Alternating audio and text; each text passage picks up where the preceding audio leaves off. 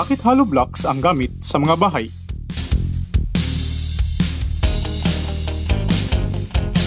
Hey guys, welcome to Konkretong Kaalaman. Civil Engineering Simplified para sa lahat.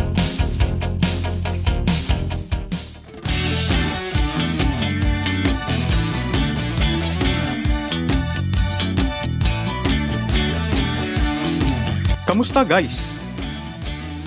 Sa episode na to, pag-uusapan natin ang isang napaka-common pero madalas hindi napapansin.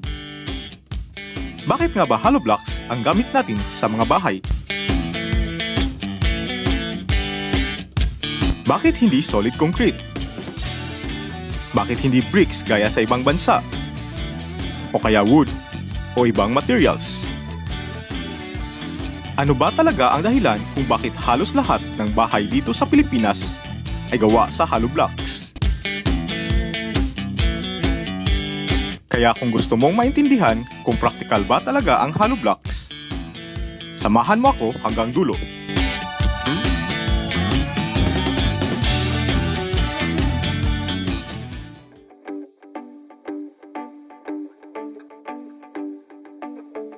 Unang-una, ano nga ba ang hollow blocks? Ang hollow block o CHB, concrete hollow block, ay gawa sa mixture ng semento, buhangin, at tubig. Tinatawag siyang hollow kasi may mga butas o voids sa gitna. Available ito sa iba't ibang sukat. Pinakakaraniwan ay 4 inches, 5 inches, at 6 inches thick. At alam nyo ba? Ang mga butas na yan ay hindi lang para makatipid sa simento. May structural purpose din yan.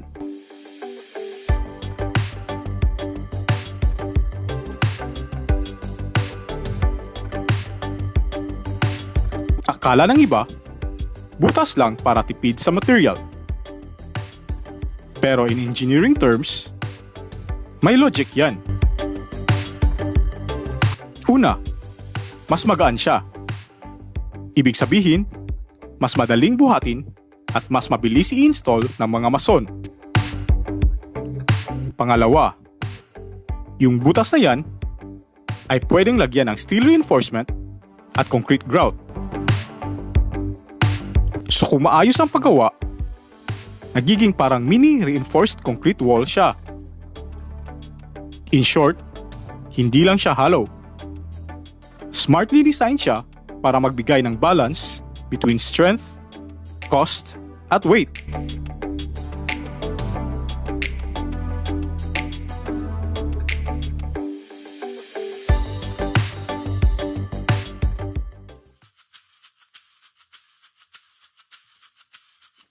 Isa pa sa pinakamalaking dahilan, practicality at cost efficiency. Sa construction, hindi lang tibay ang importante. Dapat practical din. Hollow blocks ay mura, madaling hanapin, at kaya ng local labor. Parang pandesal ng construction. Madaling gawin, mura, at laging available sa kanto. Kapag hollow, mas kaunti ang materials. Kaya mas mababa ang presyo kumpara sa solid concrete o bricks. At dahil magaan, mas mabilis ang construction time. Yan ang dahilan kung bakit swak na swak ang CHB sa mga residential projects dito sa Pilipinas.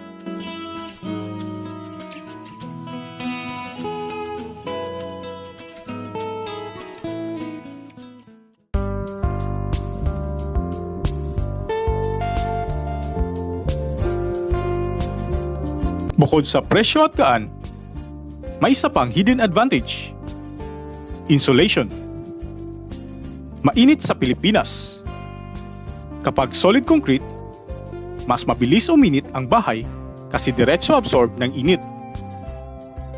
Pero kung hollow blocks, May air gap sa loob, parang mini insulation.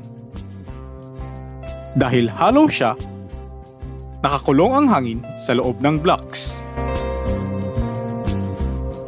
Ang hangin ay natural insulator, kaya nakakatulong ito para hindi gaanong mainit sa loob ng bahay, lalo na sa tropical climate natin.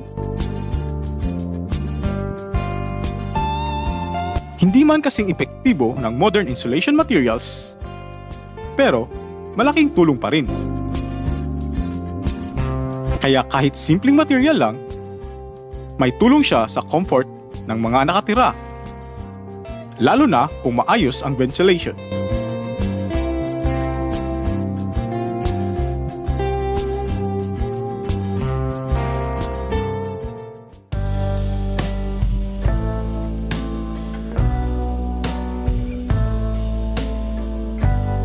Pero syempre, hindi rin perpekto ang hollow blocks.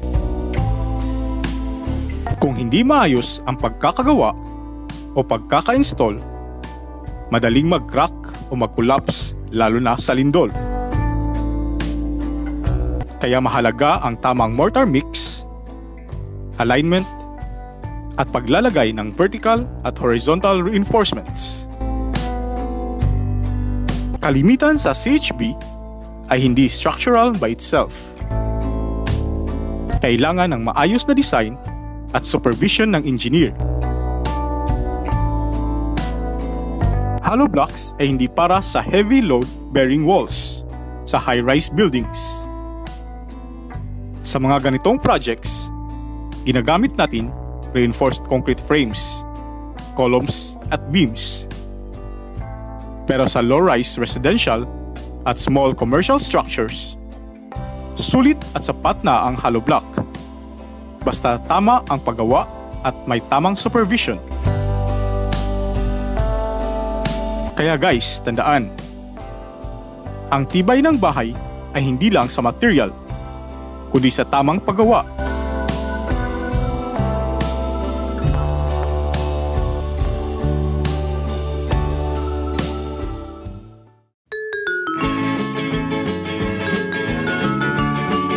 So ayan guys, hollow blocks ang gamit natin dahil ito ay matipid, magaan, madaling gamitin, at sapat ang tibay kung tama ang paggawa.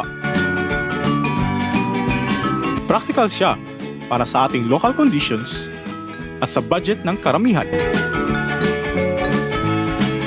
Pero huwag kalimutan, kahit simple at mura ang material, ang tamang engineering at quality workmanship ang tunay na pundasyon ng matibay na bahay.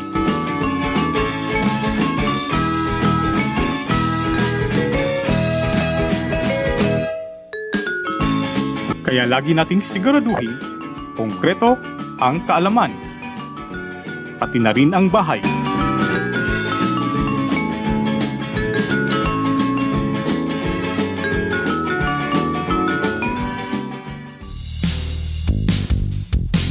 Kung nagustuhan mo ang topic na to, huwag kalimutang i-like, comment, at subscribe sa Konkretong Kaalaman, kung saan pinasimple natin ang mundo ng civil engineering.